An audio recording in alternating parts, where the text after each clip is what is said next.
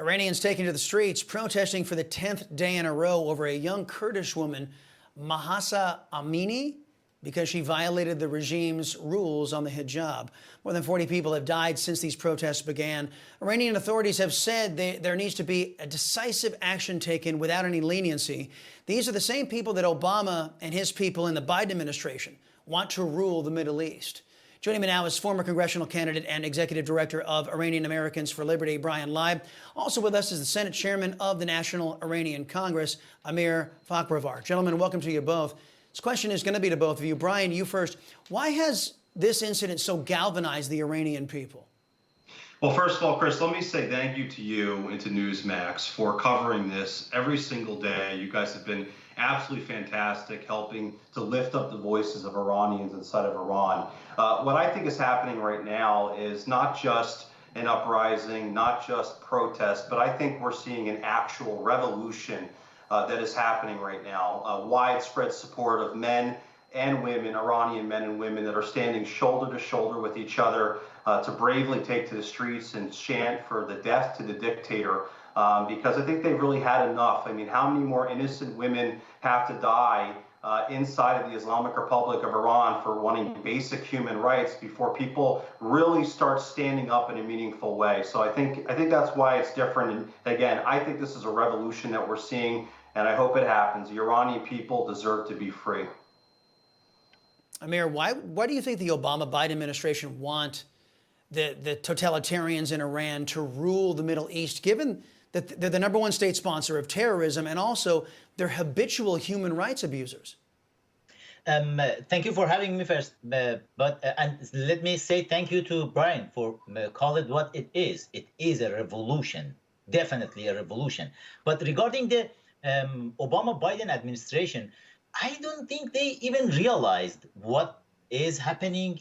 I don't think if they know what is the differences between the terrorists, a terrorist, and a normal human being, because last time I checked, Robert Malley, the Iran envoy at the Biden administration, he thinks the terrorists, they do have just some other type of different views of the life. That's not true. But let me go back to the revolution that's happening in Iran right now.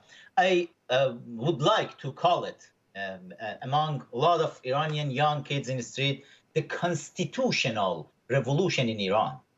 The slogan of this revolution, look, what is it? It's life, liberty, woman.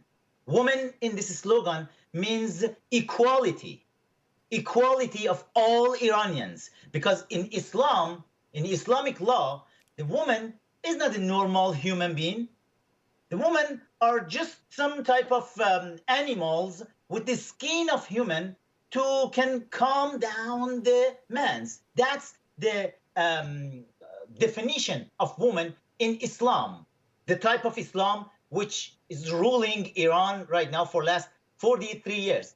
That's the reason you can see millions of young Iranian girls among their boyfriends, their brothers, their fathers and mothers. They are in the street in more than 400 cities. Can you believe that? All over the country. Oh, no, man, I just wish that America was poised with a freedom-loving administration to actually give them all the help they deserve and need. Brian, let me pivot back to you. How would you evaluate Team Biden's actions and their reaction to the killing of this woman? Put out a couple tweets, Chris. They've put out a couple strongly worded statements. But at the end of the day, you know, if they continue to negotiate with the regime in Tehran, the statements and the tweets don't mean anything. As we've talked about many times before on this program, President Biden and his team seem to be a little bit more interested in doing whatever they can to appease these mullahs in Tehran instead of actually doing something tangibly to cut them off. And when I say tangibly, yeah, the statements are great. Sure, they're in the 24-hour news cycle and they're gone the next day. If the Biden administration actually cared about what was happening right now, they would say no more diplomacy with Tehran. They would say no sanctions relief. And they would say no new nuclear deal. That's what they would do. But unfortunately, Chris, I don't think they're going to do that. But if they cared about the Iranian people, that's what they would do. Yeah, Amir, I only have about 30 seconds left. What do you think the Biden administration, being heavily influenced by Barack Obama, what do you think they should do? Not what they are doing. What do you think they should do? They should stop the negotiation with the crazy killer mullahs first, and not just them.